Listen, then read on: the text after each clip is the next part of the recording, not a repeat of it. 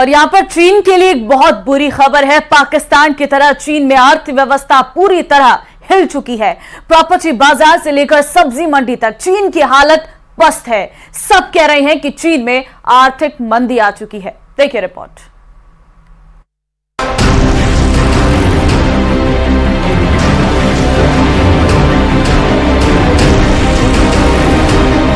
Dragon की अर्थव्यवस्था बुरी तरह से गिर रही है। ड्रैगन का कर्ज अब कमाई से ज्यादा हो चुका है और इसीलिए कहा जा रहा है कि चीन भयानक आर्थिक मंदी की चपेट में आने वाला है। अर्थव्यवस्था की हालत देखकर शी जिनपिंग को पसीने आ रहे हैं। किसी सवाल का जवाब दिया नहीं जा रहा है। इसीलिए जिनपिंग की सरकार ने अब अर्थव्यवस्था से जुड़े आंकड़ों को देना बंद कर दिया है।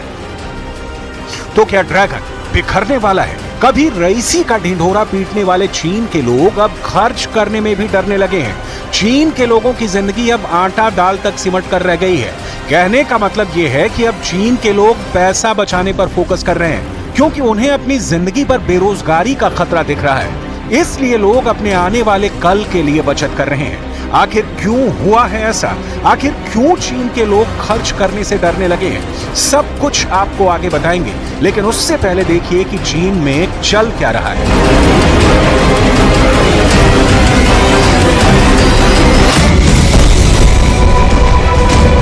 चीन का प्रॉपर्टी सेक्टर तबाह। 80 करोड़ नागरिक कर्ज में डूबे। कई बड़े बिल्डर हुए तबाह। चीन के प्रॉपर्टी बाजार में ज्यादातर चीनी लोगों ने इन्वेस्ट कर रखा था। चीन की जनता ने अपनी कुल निवेश का लगभग 70% रियल एस्टेट में इन्वेस्ट कर रखा था। लेकिन अब हालात ऐसे हो गए हैं कि लोगों ने अपनी ईएमआई भी चुकानी बंद कर दी है। बिल्डर्स ने सरकार के आगे सरेंडर कर दिया है और शी जिनपिंग को कुछ सूझ नहीं रहा कि क्या करें, क्या ना करें।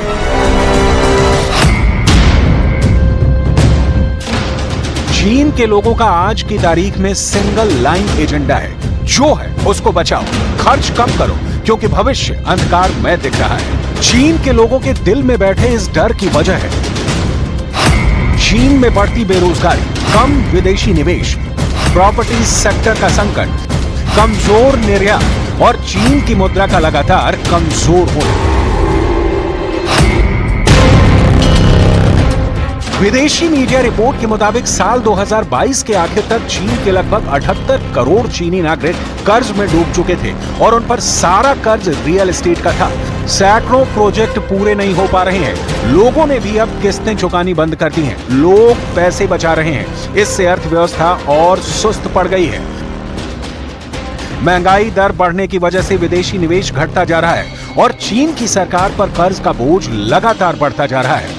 हाल फिलहाल की रिपोर्ट्स के मुताबिक पिछले 3 महीनों से चीन में बेरोजगारी की दर में लगातार बढ़ोतरी दर्ज की जा रही है। चीन के आम लोगों के बीच बचत में इजाफा करने की बढ़ती ख्वाहिश से चीन के लिए अपनी अर्थव्यवस्था को फिर से संतुलित कर पाना ज्यादा मुश्किल होगा। रिपोर्ट्स ये भी बताती हैं कि पहले लोग सुपरमार्केट में खूब खर्च करते थे।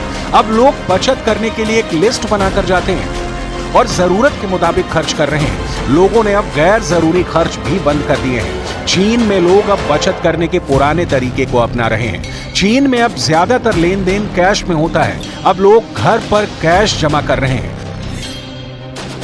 लोगों का मानना है कि इससे उनका खर्च कम हो रहा है और इसका असर भी चीन की अर्थव्यवस्था पर पड़ रहा है। अमेरिका में 2008 में आए संकट को देखते हुए चीन की सरकार ने डेवलपर्स के कर्ज लेने की क्षमता सीमित कर दी। इसका असर यह हुआ कि उन्होंने जो अरबों डॉलर उधार लिए थे उसे वो चुकता करने में नाकाम रहे।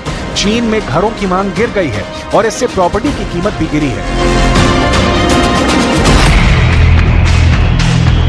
यही वजह है कि चीन के प्रॉपर्टी मालिक पिछले 3 साल में पहले से और गरीब हो गए हैं।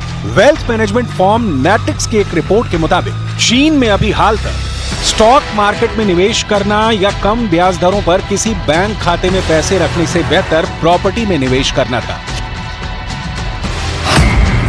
एक रिपोर्ट के मुताबिक पिछले साल चीन को सिर्फ $33 बिलियन के FDI मिले, जो एक साल पहले की तुलना में 82% कम है। रिपोर्ट में चीन के state administration of foreign exchange के आंकड़ों का हवाला दिया गया है। आंकड़े बताते हैं कि 2023 के दौरान चीन के बैलेंस ऑफ पेमेंट्स में डायरेक्ट इन्वेस्टमेंट यानी लायबिलिटीज 2022 की तुलना में 82% कम होकर $33 बिलियन पर आ गई है। यह आंकड़ा बताता है कि 2023 में विदेशी कंपनियों ने चीन में कितना निवेश किया।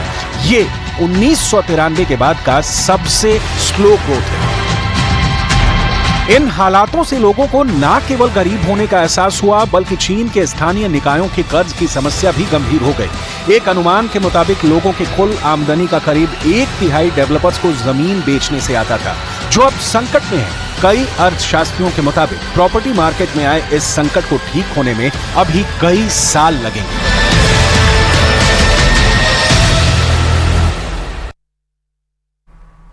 चलिए, स्पेशल रिपोर्ट में फिलहाल के लिए बस इतना ही। बाकी नई खबरों के लिए बने रहिए हमारे साथ। नमस्कार।